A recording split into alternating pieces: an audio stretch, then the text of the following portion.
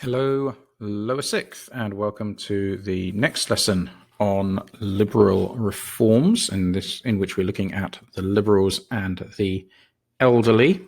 Assuming that this all works, then I think it could correspond to the following days. For Lower Sixth C, you should be having a lesson or listening to this recording on Wednesday, the 29th of April, period 2.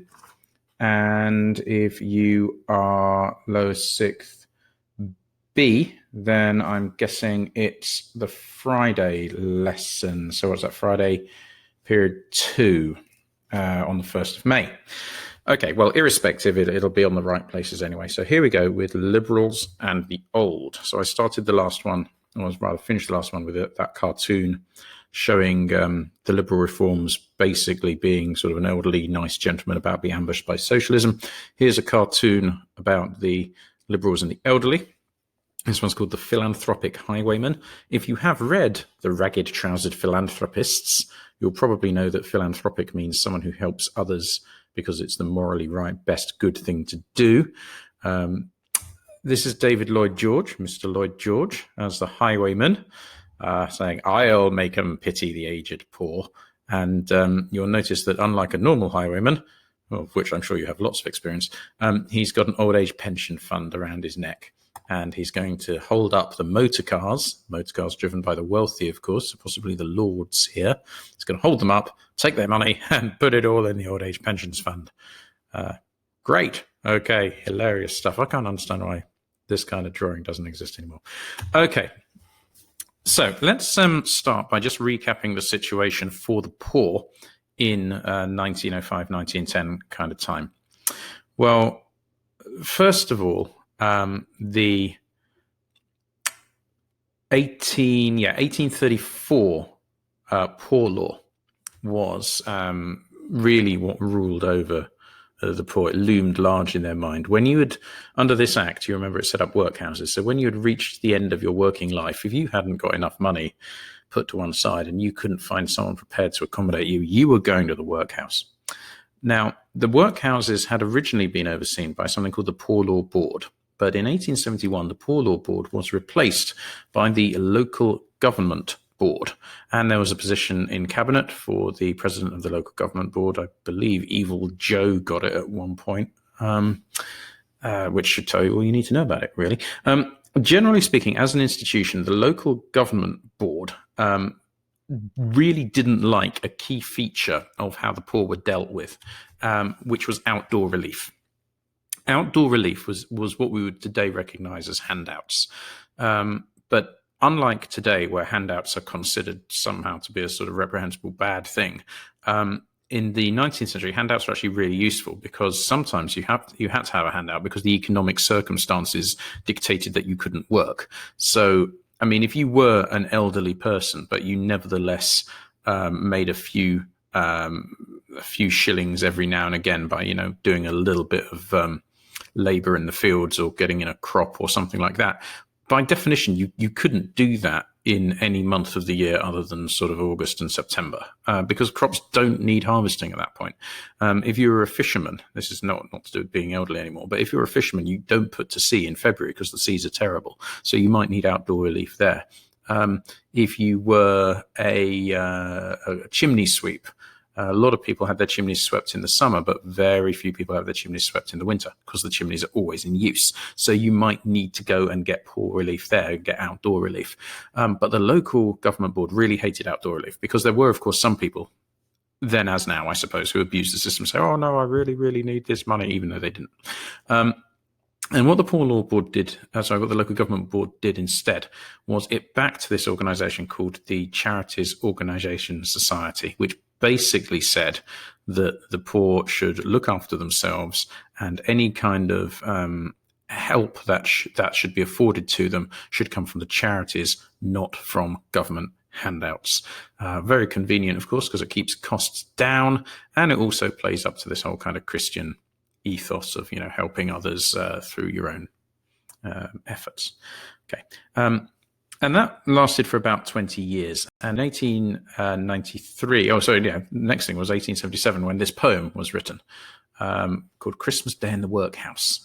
It's available on public domain. It's worth finding. It's actually also available on YouTube somewhere, so that will be one to look up. But you can just read through that briefly, and you'll see that it's a heart-wrenching tale. In its way, it's a little bit like A Christmas Carol. Take a few minutes to read it. Okay, so there's this couple. They've been together. They've been married for 50 years. The woman is dying, so the husband goes to the local church, the parish, asking for, some food or some money or some blankets or something. But he is told that they don't give outdoor relief, and if they want to be helped, they should go to the workhouse. But of course, as you may remember, if you go to the workhouse, families are actually split up and separated, so he's not going to see his wife again. And spoiler alert, Christmas Day in the Workhouse does not have a happy ending. But I'll leave you to read that. Okay, 1893, the Royal Commission on the Aged Poor is established. And in 1895, it does report back that actually maybe the elderly are a bit of a special case in terms of people who go to the workhouse. And this is maybe the first time that there's some degree of recognition that old age affects everybody negatively, and they suggest that parts of the workhouse are put over for the elderly. So if you're old and married, you go to the workhouse with your partner, with your wife or husband, you won't be separated, which is a massive step forward, although fundamentally still very minor. You've still got to go to the workhouse. Okay, so it's not great. Hard times indeed. And there's pressure for change. There's also reasons for change. So we're going to do a little bit of a quiz here for you. Here are four, things, really, I suppose. One of them is a map. It's part of Booth's poverty map, but we're going to lump that basically as full social reforms. This is Booth, Rowntree, Galt, and so on. I'm sure you don't need to recognize, I don't need to be told who this individual is here. Just make him, turn him into a image that you're much more likely to recognize. There we go. He's probably looking a bit more familiar now. There we are. Lovely. This is Bismarck. He is the German Chancellor. So this represents concern about Germany. This represents tariff reform. This represents poverty concern, and this obviously represents the National Committee of Organised Labour for Old Age Pensions. Here are 6 reasons why people said pensions should be introduced, but one of them is not real. It is a faux ami, a red herring, a rouge poisson, a rouge ami, or indeed a faux poisson, meaning une baleine, which is a whale. Okay, we're getting a bit sidetracked here, so let's get back to history rather than French. Your job is to match up this with whichever one of these you think is relevant, okay? And one of them is, well, no, we're not going down that road again. Anyway, so if you think, for instance, that the main argument which was advanced by the National Committee of Organised Labour for Old Age Pensions was pensions could be paid for using tariff reform, which incidentally it isn't, then you would do an arrow like that or match them up somehow in your book. Okay, pause and do the match up, and then we'll see how it goes. Welcome back. I hope you enjoyed that match up. Here's the answers. Okay, pensions were helping to avoid socialism. The key is the were helping. So we've studied how pensions are helping. They were helping in Germany to avoid socialism. So, Germany's doing it. Key argument there. Next one, pensions would allow workhouses to be really unpleasant, is attributable to, well, curiously, the social reformers and Chamberlain. This one probably needs a little bit of explaining. I'm going to have to try and do some writing as well, which is going to be really, really frustrating. Okay, the workhouses operated on something called the principle of less eligibility, unlike this program, which works on the principle of less legibility. The principle of less eligibility basically said that if you made the workhouses really nasty, it would keep the costs down because it would discourage people from using them. So if you probably could get by, but it would be easier to go to the workhouse because you've got a nice bed and comfy cushions and a meal and a butler, then everybody would go to the workhouse, wouldn't they? So instead what they do is they make the workhouses really nasty, except, as we have already established here, actually that there had to be some kind of niceness in the workhouse for the elderly because, to be honest, they were having such a horrible time it was untrue. So Chamberlain and the reformers basically both said, look, why don't we give out old age pensions, and that'll take the elderly out of the equation, and then we can keep the workhouses really nasty, and that'll keep the poor off the streets and keep them in labour and all the rest of it. Okay. The notion of pensions winning support from the labouring classes is something which Chamberlain identifies with, because, as we know, he's all about radicalism and evil, and he knows he will get the support of the working man if he can introduce pensions. Pretty much anybody could have argued the next one. Pensions were required as the system wasn't working, but that was mainly the argument of the Committee of Organised Labour for Old Age Pensions. The next one, pensions would help with national efficiency, is the fake one. There is no connection between pensions and national efficiency. National efficiency is about making Britain productive, efficient and hardworking, and the elderly aren't part of that equation. And finally, pensions could be paid for using tariff reform is, of course, the work of evil. Okay, so those are the pressures leading to pensions. Now, the Liberal Party looked at this and they said, okay, we probably want to introduce pensions here. 3 key reasons why the Liberal Party got on board with pensions. Firstly, it's in keeping with new liberalism. See previous notes. Secondly, there's a fear of socialism. See previous notes. Thirdly, there's a bit of a tortuous route here, but here we go. If the Liberals introduce pensions, there are less chances of tariff reform. And the logic for this is as follows. If pensions are coming, they're going to be introduced either by the Liberals or the Tories, because the Liberals or the Tories are the ones who are likely to form the next government. The Liberals are the party of free trade. So if the Liberals introduce pensions, there won't be any tariff reform to pay for the pensions. The Tories, you can't be certain. If they introduce pensions, they might then say, you know what, these were really expensive. Let's introduce tariff reform in order to pay for it. So the Liberals saw a really good way of sort of scoring mega popularity points, introduce pensions and keep free trade. Okay, but of course, there's always a problem. First up, pensions are expensive. There's a lot of elderly people.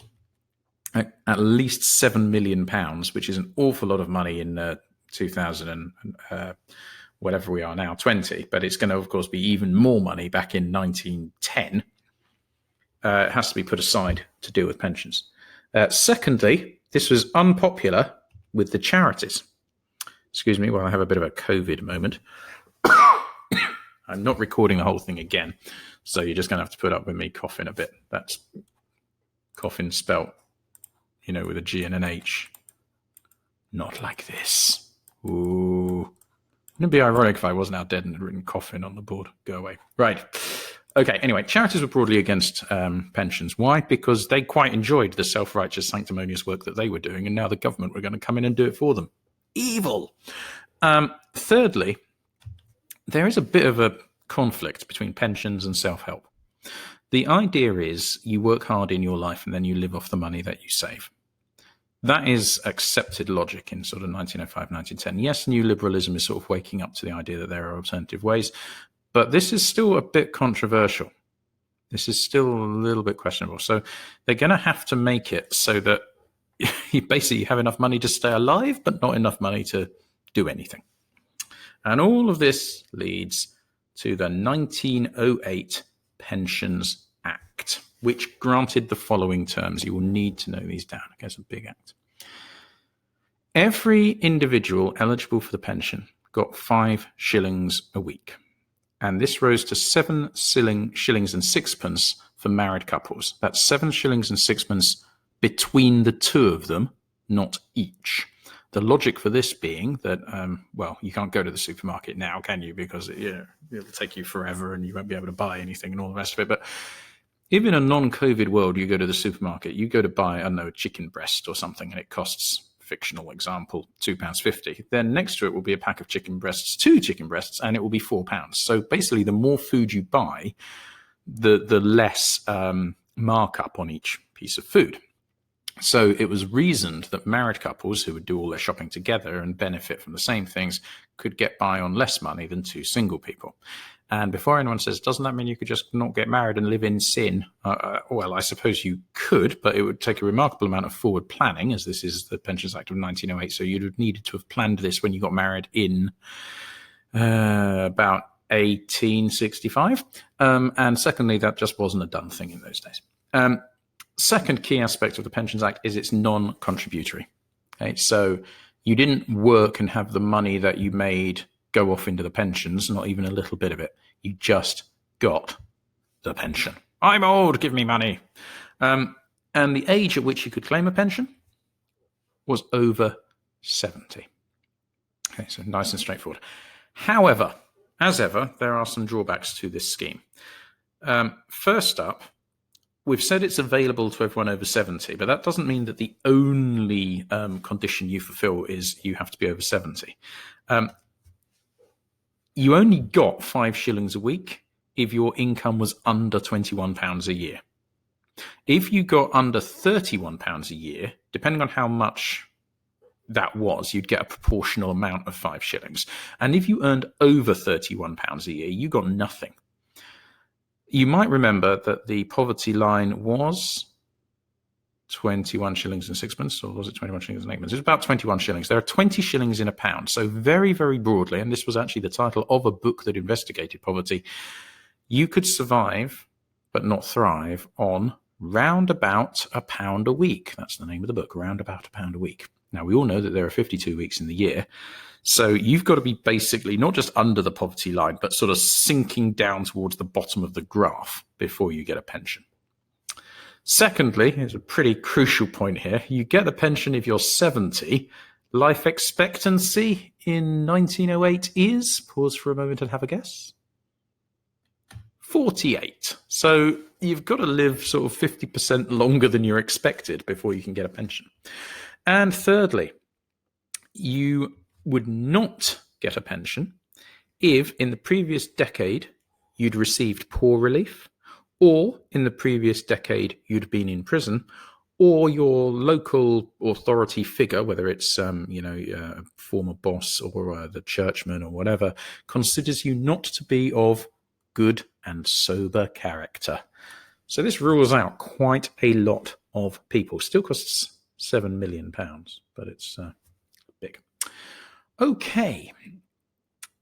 How did this go down, this Pensions Act? Well, even though it came with all of these appalling drawbacks, it was massively popular. David Lloyd George was the Chancellor of the Exchequer who introduced it. And the pension for a short piece of time wasn't known as the pension. It was known as the Lloyd George. And there are stories of people weeping with joy as they collect their pensions. There are even stories, ironically, of a couple of people actually having heart attacks and dying as they collected their pensions because they were so overwhelmed. There was also the release of a single, possibly the hit single of 1909, because I can't imagine that it had a lot of competition, which was called the Lloyd George Pensions Song or something like that, which features this lovely, he took me out of the workhouse and gave me a life that's free. 5 shillings a week for cheating death is what Lloyd George gives me. You can listen to the whole song there. We're not going to do it now, but I strongly recommend you do. Yeah, that's a bit of a clue as to what might be coming up. Okay, anyway, moving on. Later reforms of the 1908 Pensions Act, which was collectible for the first time in 1909, reduced the 10 years prison limit to 2. So you got it if you'd been in prison, but not in the past 10 years, just in the past 2. Or if you haven't been in prison in the last 2 years. And in 1911, a further rule change let you leave the workhouse to go and get a pension, which was great because it took you out of the workhouse. Again, took me out of the workhouse. Lovely. Lloyd George was widely praised for this, and he made a lot of political capital. He made a speech called the Brambles of Poverty speech, in which he spoke about how the poor had to make their way to the tomb with bleeding feet because they trampled through the brambles of poverty. And they said the pensions offer a softer, pleasanter path to the tomb through fields of waving corn. To which the response is, yeah, but it still leads to the tomb. But I suppose you can't get away from that. The only real criticism that the Pensions Act faced was it didn't go far enough. People said either there wasn't enough money being paid out, or it wasn't available to as many people, or whatever. A lot of people quite negatively compared pension expenditure to naval expenditure. This is the time of national efficiency. It's the dreadnought race. We want 8 and we won't wait. Well, how much does a Pensions Act cost, and how many dreadnoughts could we buy with that amount of money, kind of thing? And the effect of this was not to change the Pensions Act, but it made the government realise that any future reforms like this, because they've still got national insurance to come, had to be contribution driven. They couldn't just magic up the money. They managed to do it for pensions, but when it comes to national insurance, they've got to make people contribute to their own funding. Nevertheless, the Pensions Act remains, in the words of historian L.C.B. Seaman, a major breach in the iron Victorian doctrine of self-help. Right, now, I hope that you enjoyed listening to the Lloyd George song, because it is now your moment to write a song about pensions. This will require 2 things, quite seriously. Firstly, it will require you to investigate pensions, possibly a bit more than this brief PowerPoint has done. And secondly, it will require you to listen to a song. You may know the song already, you may not. I did this last year, and one of the current upper sixth said, it's really hard. And another one said, don't we just remove all the words and replace them with other words which describe the Pensions Act, which I suppose is true, but an incredibly joyless way of looking at it. Okay, you will, of course, get bonus points for making it funny and rhyming and all the rest of it. Now, I'm aware that if we were doing this face-to-face, we could do random.org, but we can't now, except we can, because I've already random.org'd it. So here's the situation. Here's lower sixth B, and here's lower sixth C. And I put in all your names into random.org, and I randomized them, and you got a number between 1 and 25. So behind each one of these doors is a song that you've got to use as your model for the liberal reforms / pensions song. I'm aware I just widened it to liberal reforms. That's fine. You can do liberal reforms, but you've got to mention pensions in there somewhere. So let's work through here. Okay. Because this is potentially public domain, I'm going to have to do initials only, but I'm sure you will know your own name, so we should be okay. Right. LB, you will be writing your song to the tune of Boys Keep Swinging by David Bowie. ZD, you'll be writing yours to the tune of Subterranean Homesick Blues by Bob Dylan. Ooh, toughie. AD, you'll be writing yours to the tune of A Town Called Malice by The Jam. Arguably, you don't need to change it that much, but I'm sure you'll find a way. Let me just double check I've got the right group in the right order here. Yep, that's all fine. Okay, SF, number 11 is Brown Sugar by the Rolling Stones. TI, got number 20, Ça plane pour moi by Plastic Bertrand. Great punk anthem. I mean, it's all in French, but you don't have to write the song in French. MK, number 23, All Along the Watchtower by Jimi Hendrix. I'm going to be quite specific there and say you can't do the Bob Dylan version. You have to do the Hendrix version. EL, number 15, you get Psycho Killer by Talking Heads. Great fun. IR, number 9, I'm the Urban Spaceman by the Bonzo Dog Doodah Band. You'll enjoy looking that up. SS, please write your song to cover Bonzo Goes to Bitburg by the Ramones. If nothing else, this is really expanding your guys' musical knowledge. AS, can you please write your song to the tune of All the Young Dudes by Mott the Hoople? And KS to the tune of There's a Guy Works Down the Chip Shop, Swears He's Elvis by Kirsty MacColl. Moving on to lower sixth C. SC, you will be writing your song to the tune of Living on My Own by Queen. This is the point where I was trying to make them all to do with COVID and lockdown, but I couldn't manage it. BD, please, to the tune of Country House by Blur, and AGM to the tune of Disco 2000 by Pulp. OJ to the tune of Staying Alive by the Bee Gees. That's another COVID one, obviously. MM to the tune of Becoming More Like Alfie by the Divine Comedy. LP to the tune of Video Killed the Radio Star by the Buggles. KS to the tune of Every Little Thing She Does Is Magic by the Police. And MW to the tune of Happy Talk by Captain Sensible. Okay. I would like to give you a week to do those things. They can be photographed or emailed to me, but to be honest, I'd rather that you didn't do that. What I would rather is, having written it, you send it to somebody else in the class. Okay? It doesn't have to be the same person. You don't all send it to SC or all send it to MM or whatever, but you send it to somebody else and they send it back to you with their criticisms/comments. You will appreciate that something like this is way outside the scope of being a past paper question. So there's limited impact on me marking it. Okay, that's that. You've got a week. Send it to somebody else in the class. Enjoy. See you next time.